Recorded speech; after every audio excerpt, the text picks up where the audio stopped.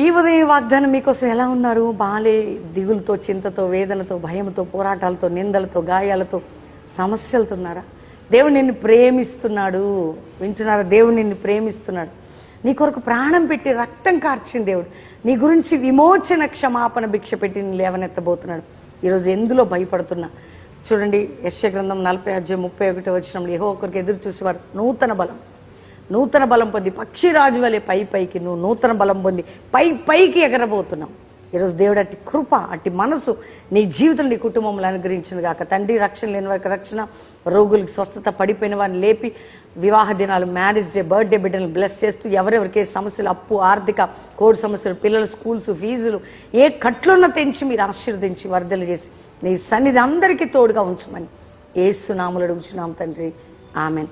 Pastor Praveen official Insta follow అవ్వండి. దేవుడు మిమ్మల్ని దీవించును గాక. Praise lord.